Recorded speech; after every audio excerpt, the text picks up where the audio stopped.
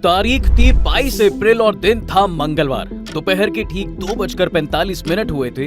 देश के अलग अलग राज्यों से 40 से ज्यादा लोगों का एक ग्रुप कश्मीर के पहलगाम की बैसरन घाटी में घूमने आया था। सभी टूरिस्ट खुले मैदान में थे। कुछ टूरिस्ट दुकानों के बाहर लगी कुर्सियों पर बैठे हुए थे। तभी जंगल की तरफ से सेना की वर्दी और नकाब पहने आतंकी आते हैं। टूरिस्टों के नाम पूछे, पहचान पत्र चेक किया, कलमा पढ़वाया, पैंट तक उतरवाई और जो मुसलमान नहीं थे उन्हें गोली मार दी। करीब 10 मिनट तक गोली चलाते रहे। टूरिस्ट और वहां के दुकानदारों को समझ आ गया कि ये आतंकी हमला है। शुरुआत में एक टूरिस्ट के मरने की खबर आई। रात के 11 बजते बजते मौतों की संख्या बढ़कर 27 हो गई। एक रिपोर्ट के मुताबिक ज्यादातर मारे गए लोग पुरुष हैं। टूरिस्टों को शुरू में पता ही नहीं चला कि क्या हो रहा है, क्योंकि हमलावर सेना की वर्दी पहने हुए थे और मास्क लगाए हुए थे। महाराष्ट्र के पुणे की आसावारी पहलगाम में घूमने आई थी। उन्होंने एक मीडिया चैनल को ये बताया कि हमलावरों ने सिर्फ पुरुषों को निशाना बनाया। खास तौर पर उन्होंने हिंदुओं को जबरन कलमा पढ़वाने की कोशिश की। जो नहीं पढ़ पाए उन्हें गोली मार दी। मेरे सामने मेरे पापा को 3 गोलियां मारी। सवाल उठता है साहब कि कश्मीर में हमला होना क्या सिर्फ एक संयोग है या आतंकियों की सोची समझी चाल है? आइए इसके पीछे की पूरी कहानी 2 थ्योरी में आपको समझाता हूँ। इसके अलावा हम आज की वीडियो में ये भी जानेंगे कि आतंकियों ने हमले के लिए 22 अप्रैल का दिन ही क्यों चुना। फर्स्ट ऑफ ऑल आपको पता है कि अमेरिकी उपराष्ट्रपति भारत के दौरे पर हैं, तो ये आतंकी हमला हुआ है। इसी तरह 20 मार्च 2000 को उस समय के अमेरिकी राष्ट्रपति बिल क्लिंटन भारत आए थे। तो अनंतनाग जिले के छत्तीस सिंहपोरा गांव में आतंकियों ने हमला कर दिया था। तब हमले में 35 सिख मारे गए थे। कश्मीर में ये पहली बार था कि आतंकियों ने सिखों को निशाना बनाया था। तो इसके पीछे की एक थ्योरी ये कहती है कि अमेरिकी उपराष्ट्रपति की यात्रा का एक सिक्योरिटी प्रोटोकॉल होता है। उनके आने से पहले ही 2 C-17 ग्लोब मास्टर प्लेन आ गए थे। अमेरिकी एजेंसियों ने डेरा जमा लिया। इंटेलिजेंस एक्टिवेट है। इसके बावजूद आतंकियों ने कश्मीर पर हमला करके ये संदेश देने की कोशिश की है कि हम कभी भी कुछ भी कर सकते हैं और इससे अमेरिका की नजर में इंडिया की छवि खराब हो सकती है। और दूसरी थ्योरी का तार पीएम मोदी के सऊदी अरब से दौरे से जुड़ा हुआ है और इसके साथ ही आतंकी संदेश देना चाहते हैं कि कश्मीर का मुद्दा मरा नहीं है। 22 अप्रैल को पीएम नरेंद्र मोदी सऊदी अरब के जेद्दाह पहुंचे। 2 दिन का ये दौरा कई दिनों पहले से तय था।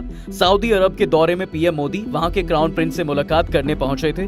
दोनों नेताओं के बीच योग, मीडिया, मनोरंजन और खेल को लेकर MOU साइन होने की उम्मीद थी। ऐसे में सऊदी अरब के पुराने दोस्त, स्ट्रेटेजिक पार्टनर पाकिस्तान को पीएम मोदी का ये दौरा कहीं ना कहीं चुभ रहा था।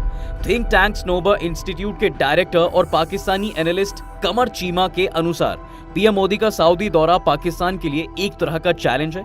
और खबर ये भी है साहब कि सऊदी अरब पाकिस्तानी भिखारियों के लिए नया नियम ला रहा है। वहीं भारत के पीएम मोदी अरबों डॉलर की डील करने जा रहे हैं। तो अब आतंकियों ने यही दिन क्यों चुना, इसकी वजह क्लियर हो चुकी है। यानी आतंकियों ने सऊदी अरब समेत मिडिल ईस्ट के मुस्लिम देशों और भारत सरकार को एक मैसेज देने की कोशिश की है कि कश्मीर का मुद्दा अभी खत्म नहीं हुआ है। Retired lieutenant general Sanjay Kulkarni कहते हैं कि ये आतंकी हमला टाइमिंग देखकर और सिस्टमैटिक मेथड से किया गया है। भारत के प्रधानमंत्री मोदी मिडिल ईस्ट गए हुए हैं। ऐसे में ये वारदात भारत को नीचा दिखाने के लिए ही की गई है। अब सवाल है कि आतंकियों ने हमले के लिए पहलगाम जगह क्यों चुनी। तो बात यह है कि इस बार अमरनाथ यात्रा 62 दिनों की होने वाली है, जो 9 अगस्त को समाप्त होगी। हर साल होने वाली ये यात्रा हमेशा सिक्योरिटी के नजरिए से काफी सेंसिटिव है। इस यात्रा पर हमला होने का खतरा बना ही रहता है। इसके चलते जम्मू कश्मीर सिक्योरिटी और इंटेलिजेंस एजेंसियां चौकन्नी रहती हैं। तो इस बार जिस जगह हमला हुआ है उसी जगह से अमरनाथ यात्रा शुरू होती है। यानी पहलगाम के बेस कैंप से यात्रा शुरू होती है। करीब 36 किलोमीटर का सफर तय करने के बाद श्रद्धालु अमरनाथ पहुंचते हैं। ऐसे में पहलगाम में हमलावर आतंकियों ने अमरनाथ यात्रा के लिए धमकी भी दी है।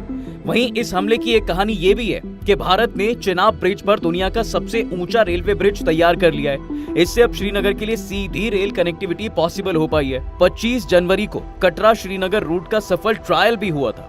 ट्रेन सुबह 8 बजे कटरा से रवाना हुई और 11 बजे श्रीनगर पहुंची। ट्रेन ने 160 किलोमीटर का सफर 3 घंटे में पूरा किया था। 19 अप्रैल 2025 को पीएम मोदी इसका उद्घाटन करने वाले थे। साथ ही कटरा यानी माता वैष्णो देवी पहुंचकर जम्मू कश्मीर वंदे भारत एक्सप्रेस ट्रेन को हरी झंडी भी दिखाने वाले थे। हालांकि किन्हीं वजहों से उन्होंने ये प्लान पोस्टपोन कर दिया। देश के बाकी हिस्सों से कश्मीर की ट्रेन कनेक्टिविटी होने से टूरिज्म तेजी से बढ़ने की उम्मीद भी है। तो आतंकियों के इस हमले के पीछे का मकसद बड़ा है। इसके पीछे एक पूरा साइकिल चेन है। यानी हमले का मेन एजेंडा है कश्मीर में टूरिज्म को रोकना। जिससे वहाँ का बिजनेस इफेक्ट होगा, फिर लोग बेरोजगार होंगे और जब बेरोजगार होंगे तो पैसे के लिए आतंकी संगठनों से जुड़ जाएंगे। वैसे एक अहम सवाल ये भी है कि क्या पाकिस्तान सेना चीफ ने आतंकी हमले का हिंट दे दिया था? दरअसल पाकिस्तान की आर्मी चीफ जनरल असीम मुनीर ने पिछले हफ्ते हिंदू मुसलमान में दरार डालने वाली बात कही थी और कश्मीर को पाकिस्तान की गले की नस बताया था। उन्होंने कश्मीर को गाजा से जोड़ते हुए कहा, पाकिस्तानियों का दिल गाजा के मुसलमानों के साथ धड़कता है। इस्लामाबाद में पहले ओवरसीज पाकिस्तानी सम्मेलन में जनरल मुनीर ने कहा, हमारा रुख बिल्कुल साफ है, हम अपने कश्मीरी भाइयों को उनके वीरतापूर्ण संघर्ष में अकेले नहीं छोड़ेंगे। वहीं retired lieutenant general Sanjay Kulkarni कहते हैं, तो जो जानकारी मिल रही है उसके मुताबिक आतंकियों ने नाम पूछकर लोगों को मारा है और अगर आतंकियों ने चुन चुन कर मारा है, ये भी काफी कुछ कहता है। घटना के बाद गृह मंत्री अमित शाह सीधा दिल्ली से श्रीनगर पहुंच गए। वो राजभवन में सेना और प्रशासन के अफसरों के साथ हाई लेवल मीटिंग कर रहे हैं। जब तक मैं ये वीडियो बना रहा हूं, एनआईए की टीम आज हमले की जांच के लिए पहलगाम पहुंच चुकी है।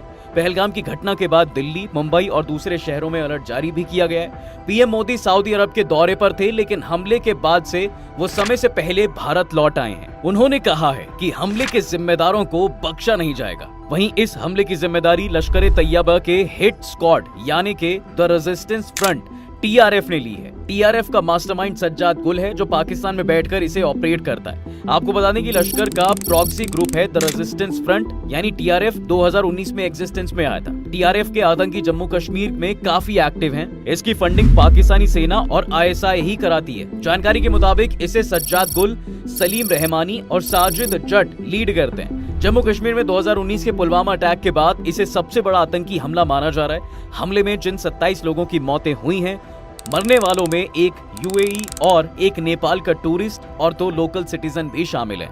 बाकी टूरिस्ट यूपी, गुजरात, महाराष्ट्र, कर्नाटक, तमिलनाडु और ओडिशा के हैं। हम इस टॉपिक पर एक पूरा एक्सप्लेनर वीडियो जरूर लेकर आएंगे। फिलहाल आप कमेंट में पीड़ित परिवारों के लिए अपनी सिंपैथी, संवेदना व्यक्त कर सकते हैं। बाकी वीडियो अगर आपको पसंद आई हो तो इसे लाइक और शेयर जरूर करें।